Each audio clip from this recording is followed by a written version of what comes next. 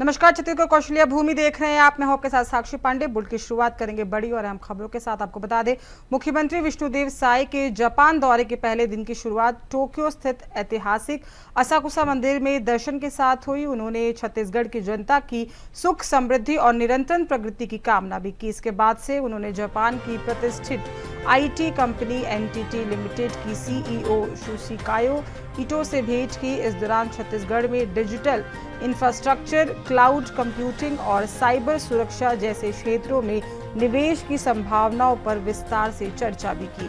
शाम को जापान में भारत के राजदूत श्री CB जॉर्ज द्वारा आयोजित रात्रि भोज में मुख्यमंत्री ने भाग भी लिया, जहां इंडो पैसिफिक में व्यापक और औद्योगिक सहयोग का मजबूत देने की आवश्यकता पर बल भी दिया गया। उन्होंने कहा कि जापान की तकनीकी और भारत की मानव शक्ति से छत्तीसगढ़ वैश्विक औद्योगिक क्षेत्र में कई रूप से उभर सकता है। ये दौरा छत्तीसगढ़ के तकनीकी, संस्कृति और औद्योगिक विकास के लिए एक वैश्विक सेतु की तरह साबित हो रहा है।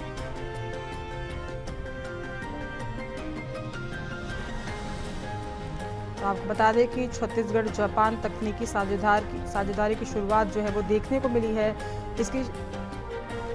इसी पे अधिक जानकारी के साथ हमारे state head coordinator Anil ji हमारे साथ फोन लाइन पे जुड़ चुके हैं। उनका रुख कर लेते हैं। अनिल जी, देखिए, अगर विष्णु देव साय जो मुख्यमंत्री हैं छत्तीसगढ़ के, उनके इस दौरे की बात करें तो ये दौरा कितना अहम देखने को मिल सकता है, क्योंकि ऐसा माना जा रहा है कि इस दौरे के बाद से छत्तीसगढ़ जापान तकनीकी साझेदारी की जो है वो शुरुआत ही हो गई और इससे छत्तीसगढ़ के जो वासी है उनके लिए जो शुरुआत है, उनकी जो आर्थिक स्थिति उसमें बहुत ज्यादा बदलाव देखने को मिलेगा। क्या कुछ पूरी अहम जानकारी? देखिए साक्षी, ये जो है विदेश दौरा जो है वो खास करके विदेशी निवेश लाने के लिए इन्वेस्टरों को अट्रैक्ट करने के लिए छत्तीसगढ़ इनवाइट करने के लिए है। और जापान के साथ विष्णुदेव साय जो है कोरिया भी जाएंगे जी। तो अब सवाल ये उठता है कि अभी जो है विष्णुदेव साय जो है जापान के दौरे पर है और प्रधानमंत्री भी जापान के दौरे पर ही जा रहे हैं। अब जापान के लोग जो है, उद्योगपति जो है और वहाँ के जो ब्यूरोक्रेट्स हैं और जो सरकार के प्रशासन के लोग हैं, शासन प्रशासन के लोग, वो प्रधानमंत्री को एंटरटेन करें या विष्णुदेव साय को एंटरटेन करें। दौरे में कहीं ना कहीं जो डेट का क्लैश है वो थोड़ा सा एक पेच लाता है। और वैसे यहाँ पर जो है छत्तीसगढ़ में इस सरकार में 6 लाख करोड़ रुपए के विदेशी निवेश के MOU होने का दावा किया जा रहा है। 6 लाख करोड़। इससे पहले भी जो है पिछली सरकार जो थी भूपेश बघेल की सरकार, उसमें भी 1,72,000 करोड़ रुपए के विदेशी जो निवेश के जो है दावे किए गए थे। लेकिन ये MOU होता जरूर है साक्षी, लेकिन वो ग्राउंड पर उतरता दिखता नहीं। अगर ग्राउंड पर उतरे तो मैं समझता हूं कि छत्तीसगढ़ को विदेशी निवेश की भी जरूरत नहीं है। देखिए, टाटा का यहाँ पर प्लांट आया था, टाटा स्टील का बहुत बड़ा वो प्रोजेक्ट था, लेकिन उसको पिछली सरकार में जो है बहुत विरोध हुआ उसका। और पिछली सरकार में जो टाटा को जमीन अलाट की गई थी, अधिकृत करके जो जमीन अलाट की गई थी उसको भी कैंसिल किया गया। वापस जिनकी जमीनें थी उनको लौटा दिया गया। तो टाटा का एक बड़ा प्रोजेक्ट वापस जा चुका है, गुजरात SR का प्रोजेक्ट वापस जा चुका है। और जापान से जो है छत्तीसगढ़ के जो तकनीकी संबंध होने की बात कहें तो देखिए, जापान के लिए ही जो है जो एक जगदलपुर से विशाखापट्टनम एक रेल लाइन बनी, बहुत खूबसूरत रेल लाइन है, पहाड़ों के बीच से जाती है। कभी आज तक जो आजादी के पहले से बनी है, दुर्घटना नहीं हुई। वो इतनी सुंदर है कि उसमें जो 100 किलोमीटर के जो ट्रैक पे 108 से ज्यादा टनल है। तो देखिए, वहां से लोहा आज भी जा ही रहा है। NMDC की जो खजाने हैं वहां से जो लोहा जापान जा ही रहा है। तो जापान से संबंध हमारे छत्तीसगढ़ के कोई पहले नहीं है, नए नहीं है। लेकिन यहाँ जो छत्तीसगढ़ जो है वो रत्न गर्भ वसुंधरा है। यहाँ पे सारे खनिज जो है प्रचुर मात्रा में है, कोयला है, लोहा है, लोहे के तो पहाड़ है, लोहे के पहाड़ है। यहाँ सीमेंट है, एशिया का सबसे बड़ा जो सीमेंट कॉम्प्लेक्स कह सकते हैं कि वो हमारे रायपुर जिले में ही, रायपुर जिले से लगा है बलौदा बाजार क्षेत्र। अब वो नया जिला हो गया है। यहाँ पावर है, इलेक्ट्रिसिटी में हम सरप्लस है। तो अगर जो उचित ढंग से अगर उसका इस्तेमाल करे तो मैं समझता हूं कि छत्तीसगढ़ को कहीं किसी निवेश की जरूरत नहीं। छत्तीसगढ़ अपने ही जो है जो प्राकृतिक संसाधनों से वो बहुत उन्नत राज्य हो सकता है। पहले जो मुख्यमंत्री के साक्षी एक बहुत महत्वपूर्ण बात करना चाहूंगा कि पहले मुख्यमंत्री अजीत जोगी जब मुख्यमंत्री बने थे तो उन्होंने मुख्यमंत्री बनते ही जो पहली जो प्रेस कॉन्फ्रेंस थी उसमें 2-3-4 ही लोग थे, हम लोग, मैं भी था उनमें। तो उसमें उन्होंने कहा था कि हम छत्तीसगढ़ को टैक्स फ्री जोन बना देंगे, क्योंकि हमारे पास जो मिनरल है, जो डायमंड है, और एक एलेक्जेंड्राइट करके डायमंड की वैरायटी होती है, जिसको कहा जाता है कि रशिया के जो प्राचीन रशिया के जो प्राचीन रूस के जो सम्राट थे अलेक्जेंडर द जार, उनके जो उसमें मुकुट पर जो हीरा है वो यहाँ पाया जाता है। यहाँ छत्तीसगढ़ के पास देवभोग इलाका है, वो वहाँ खदान है हीरो की। तो अगर उसके खनन से हमको, हम उसका खनन करते हैं, उसकी रॉयल्टी से हमको जो इतना पैसा मिल जाएगा कि हम छत्तीसगढ़ को एक टैक्स फ्री जोन बना देंगे। लेकिन उस दिशा में आज तक वापस नहीं हुआ। अब फिर जब हम विदेशी निवेश की बात करते हैं साक्षी, तो दुनिया की सबसे बड़ी हीरा कंपनी जो है डी बीयर्स, उसको छत्तीसगढ़ में जो है प्रॉस्पेक्टिंग लाइसेंस दिया गया था डायमंड की प्रॉस्पेक्टिंग के लिए। माइनिंग लीज के पहले प्रॉस्पेक्टिंग होती है, तो प्रॉस्पेक्टिंग लाइसेंस दिया गया था, लेकिन उस दिशा में कोई काम नहीं कर बढ़ पाया आज तक। तो कुल मिलाकर अगर हम कहें तो अनिल जी, जिस तरह से आपने तमाम अहम जानकारी दी थी, साफ तौर से कहा यह जा सकता है कि जितने वादे, जितने प्रलोभन आज तक छत्तीसगढ़ वासियों को दिया, जिस तरह से आप बता रहे कि इतनी खनिज संपदा है, डायमंड जैसी महत्वपूर्ण जो चीजें हैं वो वहां पे मिलती है, लेकिन वादे जो किए गए वो आज तक धरातल पे उतरे नहीं। अगर वो ही धरातल पे उतर जाए तो इस तरह के निवेशकों की जरूरत ही नहीं पड़ेगी फिर छत्तीसगढ़ को। बिल्कुल साक्षी, बिल्कुल बिल्कुल सही कह रही है आप कि हमको छत्तीसगढ़ को विदेशी निवेशकों की जरूरत ही नहीं है। देखिए छत्तीसगढ़ जो है, मैं आपसे कह रहा हूँ कि जो जगदलपुर का जो पहाड़, दूसरी जगह आपको लोहे की खदानें मिलेंगी, अंडरग्राउंड माइनिंग होती है, यहाँ लोहे के पहाड़ है। अभी एक नंदी पहाड़ को लेकर जो विवाद चल रहा है, जिसको आदिवासी अस्मिता की कहानी बताकर जो उसकी लीज कैंसिल की गई।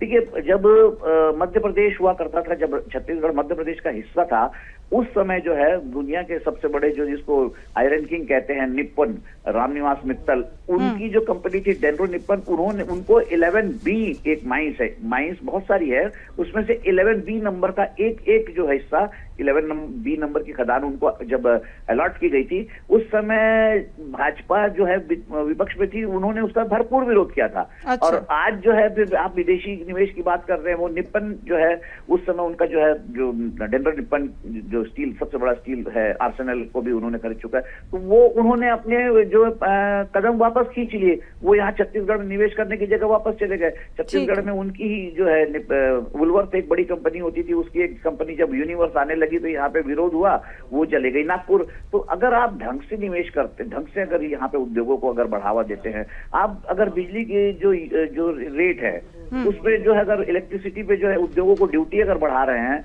तो यहीं के उद्योग जो है जो सर्वाइव नहीं कर पा रहे हैं, तो आपके यहाँ बाहर कौन आएगा। फिर दूसरी बात सबसे महत्वपूर्ण है कि प्रधानमंत्री का दौरा भी जापान में है और हमारे मुख्यमंत्री का दौरा भी जापान में है, तो जो तारीखों का जो है जो क्लैश हो रहा है, वो दोनों ही जो केंद्र सरकार को भी और हमारी राज्य सरकार को भी इस बारे में सोचना चाहिए। बिल्कुल विचार करने की बात है। तमाम जानकारी के लिए अनिल जी बहुत बहुत धन्यवाद, आपका अपडेट्स लेते रहेंगे। और वहीं दुर्ग में स्वदेशी सुरक्षा अभियान कार्यक्रम का आयोजन किया गया, जिसमें डिप्टी सीएम अरुण साव शामिल हुए। आपको बता दें, दुर्ग बस स्टैंड के सामने हुए इस आयोजन का उद्देश्य विदेशी उत्पादों को नकारने और स्वदेशी उत्पादों को प्रमुखता से अपनाने को लेकर किया गया था। कार्यक्रम की शुरुआत में उन्होंने पंडित दीनदयाल उपाध्याय की प्रतिमा पर माल्यार्पण करके उन्हें श्रद्धांजलि भी अर्पित की। जागरण मंच का ये अभियान है, वोकल फॉर लोकल, इसको लेकर ये अभियान है। और आज की ये आवश्यकता है, स्वदेशी स्वावलंबन ये हमारे संस्कार में रहा है, और इसलिए ये जो अभियान पूरे देश भर में चल रहा है, हम सब इसके पक्ष में है, इसके समर्थन में है। आज जिस प्रकार से देश रक्षा के क्षेत्र में आत्मनिर्भर बन रहा है, ऑपरेशन सिंदूर में जिस प्रकार से स्वनिर्मित उपकरणों का उपयोग हुआ, यह पूरी दुनिया के लिए आश्चर्य का विषय था कि भारत में निर्मित जो उपकरण है, उन्होंने किस सटीक निशाने पर हमला किया, कैसे प्रहार किए, उसका असर कितना रहा, ये पूरी दुनिया के सामने आश्चर्य का विषय बना हुआ है। और इसलिए हमारे देश आत्मनिर्भर बने, सक्षम बने, मजबूत बने, इसलिए ये संस्कार हम सब में होना चाहिए। Vocal for local. Deputy CM साहब एनएचएम के जो कर्मचारी हैं लगातार हड़ताल पे हैं, आप लोगों ने घोषणा पत्र में रखा था कि हम लोग हमारी सरकार आएगी तो उनकी मांगे पूरी होगी। मैडम देखिए, कर्मचारियों के हित में हमारी सरकार लगातार काम कर रही है। जब से हमारी सरकार बनी है, कर्मचारियों के लंबित मांगों पर लगातार विचार करके निर्णय हो रहा है। और एक खबर बलौदाबाजार से है, जहां छत्तीसगढ़ मानव अधिकार की टीम ने जिले के जेल, स्कूल और हॉस्पिटल का निरीक्षण किया। साथ ही आपको बता दें कि जिले में शासन की ओर से चलने वाली योजनाओं का भी जायजा लिया गया। वहीं अस्पताल में जाकर निरीक्षण के दौरान वहां मौजूद लोगों से उनकी समस्याएं सुनी गई। साथ ही जेल में बंदियों के बारे में उनके अपराध और सुनवाई के संबंध में पूछताछ भी की गई।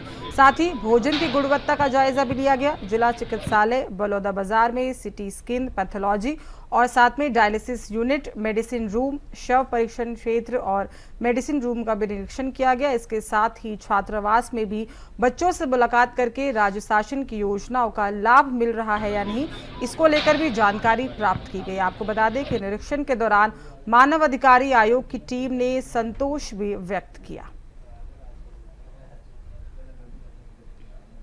आयोग में एक्टिंग चेयरमैन गिरधारी नायक, मेरे साथी सदस्य माननीय गोविंद मिश्रा जी, संजय अग्रवाल साहब, मिश्रा जी जॉइंट डायरेक्टर, हम लोग अन्य साथियों के साथ हमने बलौदाबाजार जिले की निरीक्षण किया। सर्वप्रथम हमने कलेक्टर, एसपी एवं अन्य अधिकारियों से बैठ के मानव अधिकार की समस्त बिंदुओं के ऊपर चर्चा हुआ। उसके उपरांत हम लोग ने जिला अस्पताल, थाना, स्कूल, वृद्धाश्रम, जेल विजिट किए। चर्चा के दौरान ये पाए कि बलौदाबाजार में केवल मात्र 2 शिकायत पेंडिंग है, वो भी बहुत कम है, जो इसका निराकरण हो जाएगा। और यहाँ बाकी इशू जो लोगों की स्वास्थ्य समस्या, स्कूल की समस्या, ये सब के बारे में चर्चा हुआ। और एक खबर अंबिकापुर से है, जहां के सरकारी अस्पताल में मानवता को झकझोर देने वाली वीडियो सामने आई है। आपको बता दें, जिसमें गंभीर हालत में ऑक्सीजन लगी महिला मरीज को परिजन खुद स्ट्रेचर पर सड़क पार कराते नजर आ रहे हैं। तस्वीरें आप देख सकते हैं, जहां बताया जा रहा है कि महिला को वार्ड से MICU में शिफ्ट किया जा रहा था, लेकिन उस समय अस्पताल में एम्बुलेंस का ड्राइवर मौजूद नहीं था, जिससे परिजनों को खुद मरीज को ले जाने पर मजबूर होना पड़ा। वीडियो वायरल होने के बाद से आपको बता दें कि स्वास्थ्य विभाग में हड़कंप मच गया है। विभाग के संयुक्त संचालक ने इस घटना को गंभीरता से लेते हुए स्टाफ नर्स सुमन बेग को कारण बताओ नोटिस भी जारी किया है और 3 दिन में जवाब भी मांगा गया है। ये मामला अस्पताल की व्यवस्थाओं पर सवाल खड़े करता है और लापरवाही की ओर इशारा भी करता है। जांच के आदेश दिए गए हैं और जिम्मेदारों पर कड़ी कार्रवाई की बात भी कही जा रही है।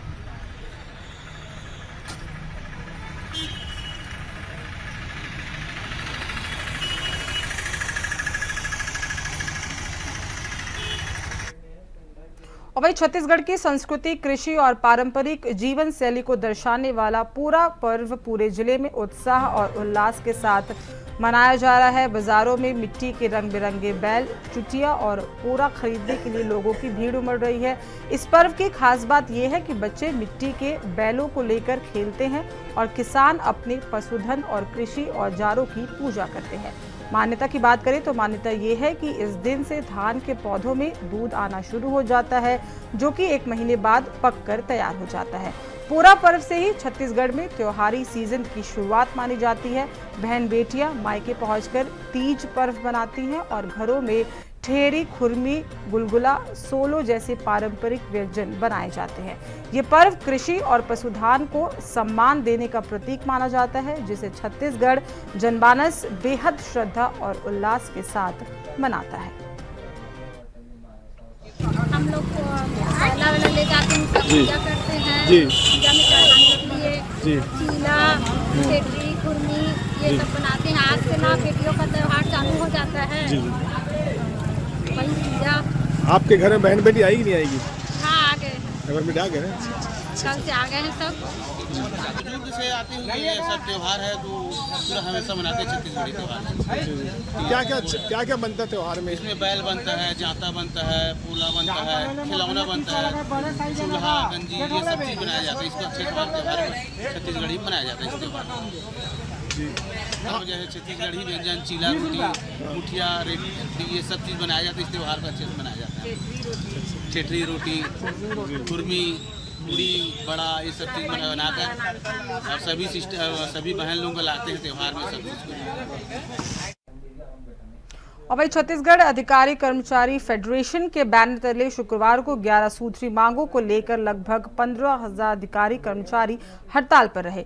आपको बता दें, ITI चौक में धरना देकर उन्होंने राज्य सरकार से महंगाई भत्ता केंद्र के सम्मान देने और एरियर की राशि GPF में समायोजित करने, वेतन विसंगति दूर करने सहित अन्य मांगों को लेकर अपनी आवाज को बुलंद किया। आंदोलन के चलते स्कूलों और सरकारी दफ्तरों में ताले लटकते रहे। शिक्षक ने आने जाने से बच्चे नाश्ता कर लौट गए और पढ़ाई नहीं हो पाई। आपको साथ में जानकारी दे दें कि खाद्य विभाग, नगर निगम और रोजगार कार्यालयों में कामकाज पूरी तरह से ठप देखने को मिला। हालांकि कलेक्ट्रेट में कुछ अधिकारी उपस्थित रहे, लेकिन 2 दिन के अवकाश के कारण अब काम सोमवार से शुरू होगा। वहीं प्रदर्शन स्थल पर अपेक्षा से कम संख्या में प्रदर्शनकारी देखने को मिले, जिससे उपस्थिति को लेकर सवाल उठ रहे हैं। फेडरेशन ने चेतावनी दी है कि मांगे नहीं मानी गई तो अनिश्चितकालीन आंदोलन आगे किया जाएगा। और वहीं बलौदाबाजार भाटापारा में राज्य शासन के निर्देश पर अवैध नशे के कारोबार के खिलाफ अभियान लगातार चलाया जा रहा है, जिसके तहत आपको बता दें भाटापारा ग्रामीण क्राइम ब्रांच को बड़ी सफलता मिली है। गांव-गांव में अवैध गांजा सप्लाई करने वाले 3 युवकों को गिरफ्तार किया गया है। तीनों आरोपी मोटरसाइकिल के माध्यम से गांजा की आपूर्ति करते थे। सूचना पर क्राइम ब्रांच टीम ने घेराबंदी कर तीनों को पकड़ा है और उनके पास से 1 किलो अवैध गांजा जब्त भी किया गया है। पकड़े गए आरोपियों के खिलाफ धारा 20 BNB के एक्ट के तहत कार्रवाई करते हुए उन्होंने न्यायिक हिरासत में जेल भेजा गया है। साथ ही तीनों के मोबाइल फोन को भी जब्त किया गया है, ताकि इस नेटवर्क से जुड़े अन्य लोगों की जानकारी भी जुटाई जा सके और आगे की कार्रवाई की जा सके।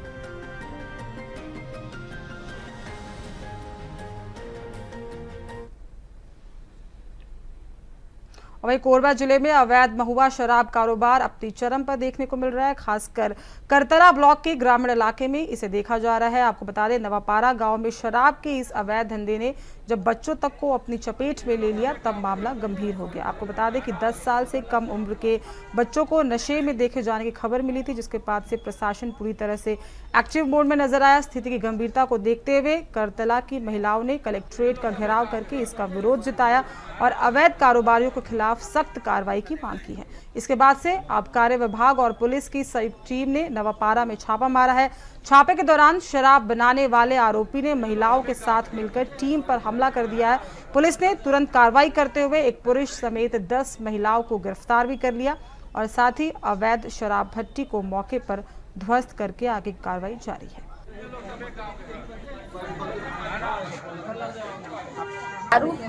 छोटे-छोटे नान बाल बच्चा मन बिगड़ा था हमारे यहाँ पे। दारू भट्टी बंद करवाए बार आया कि बनाते तेला तो तुमन काबर नहीं होला एक्शन लेता तो उमन के खिलाफ कार्रवाई काबर नहीं करता? करे के बहुत कोशिश करे हैं, लेकिन हम वही कर हाँ वो ना संतोषी सिदारे। हम ग्राम सेंद्रीपाली से आए हैं। हमारे यहाँ के नान छोटे-छोटे बच्चा पूरा बिगड़ा थे। हमारे यहाँ दारू बंद नहीं हो थे। तेकल हमन कलेक्टर साहब पर आए हैं। का इस कलेक्टर साहब अभी नहीं ओकरा से मिले हैं हन। कि गांव में कितने लोग दारू बनाते हैं वहाँ पे? पूरा बस्ती बंद है वहाँ। तो आबकारी वाले पुलिस वाले नहीं आते? आते तो जो पकड़ते तो हम मन बचे रहते थे बनाते। तो क्या पैसा लेके छोड़ देते का? नहीं, पैसा लेके छोड़ देते हैं?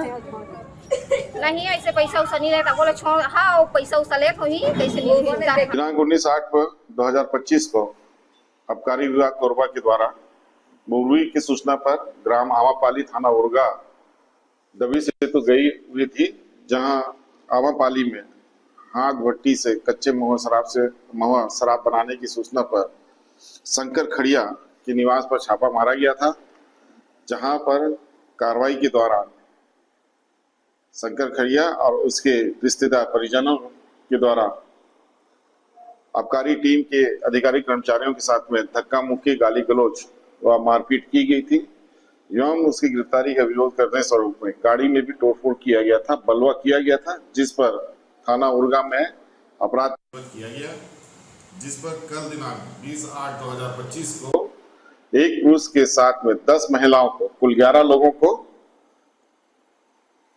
मामले में गिरफ्तार किया गया, जिन्हें न्यायिक रिमांड पर न्यायालय पेश किया गया, जहां से उन्हें जेल दाखिला किया गया है। हाँ, इस प्रकार की आबकारी विभाग या आबकारी अपराध के पीछे में लगातार कार्रवाई अवैध शराब के खिलाफ में कार्रवाई होती रहेगी और किसी प्रकार का भी शासकीय कर्मचारियों के साथ दुर्व्यवहार या मारपीट, गाली गलौज होती है, उन पर ऐसी ही कठोर कार्रवाई। और वहीं राजधानी रायपुर में नशे के खिलाफ पुलिस को बड़ी सफलता हाथ लगी है। आपको बता दें, कबीरनगर थाना पुलिस ने अंतर्राज्यीय स्तर पर सक्रिय ड्रग सिंडिकेट का भंडाफोड़ करते हुए 2 युवतियों समेत 5 ड्रग पैडलर्स को गिरफ्तार किया है। गिरफ्तार आरोपियों के पास से कई ग्राम हेरोइन बरामद की गई है, जिसकी अंतर्राज्यीय बाजार कीमत कई लाख रुपए बताई जा रही है। प्रारंभिक जांच में ये सामने आया है कि ये हेरोइन अफगानिस्तान से लाई गई थी। पुलिस के अनुसार आरोपी व्हाट्सएप ग्रुप के जरिए ड्रग्स की सप्लाई करते थे।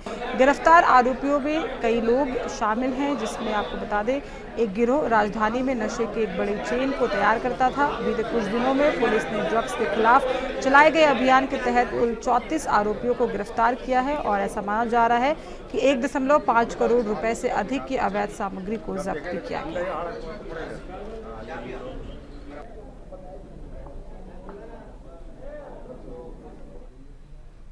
वहीं सरगुजा जिले के सीतापुर थाना क्षेत्र के बाजार डांड मोहल्ले में घरेलू विवाद ने हिंसक रूप ले लिया, जब पत्नी ने गुस्से में आकर पति की बाइक को आग के हवाले कर दिया। बताया जा रहा है कि पति राजू इक्का द्वारा आए दिन गाली गलौज और मारपीट से परेशान पत्नी ने पेट्रोल छिड़ककर उसकी बाइक को जला दिया। उसके बाद से देखते ही देखते बाइक धू धू करके जलने लगी, जिससे पूरे मोहल्ले में हड़कंप मच गया।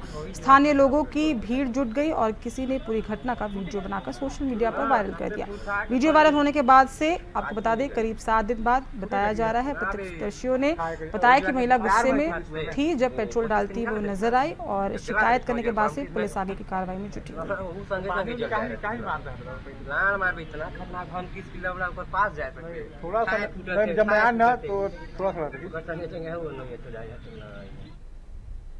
और वहीं बलौदाबाजार जिले में किसी भी आपातकालीन और संवेदनशील स्थिति से तुरंत और प्रभावी तरीके से निपटने के लिए बलौदाबाजार पुलिस ने एक बड़ा कदम उठाया है। पुलिस अधीक्षक भावना गुप्ता के नेतृत्व में 50 विशेष रूप से परीक्षित जवानों की SWAT टीम का गठन किया गया, जिन्हें अत्याधुनिक तकनीकी और हथियारों के इस्तेमाल का परीक्षण भी दिया जा रहा है। आपको बता दें इस टीम को भीड़ नियंत्रण, आतंकी खतरे, उपद्रवियों और अन्य आपातकालीन परिस्थितियों में त्वरित कार्रवाई करने के लिए तैयार किया जा रहा है। परीक्षण में जवानों को हैंडस्टन ग्रेनेड, हाइट पाकर और शॉर्ट रेंज सेल आंसू गैस जैसे अत्याधुनिक उपकरणों के उपयोग की जानकारी भी दी जा रही है। साथ ही डेमोन्स्ट्रेशन भी कराया जा रहा है। ये टीम बलौदाबाजार जिले में शांति व्यवस्था बनाए रखने और नए नए तरीकों से हो रहे अपराधों पर नियंत्रण के लिए एक सशक्त पहल मानी जा रही है। जानकारी दे दें कि तकनीकी सशक्तिकरण के माध्यम से पुलिस बल को ये नई पहल जिले की सुरक्षा व्यवस्था को और मजबूत बनाने के लिए की जा रही है।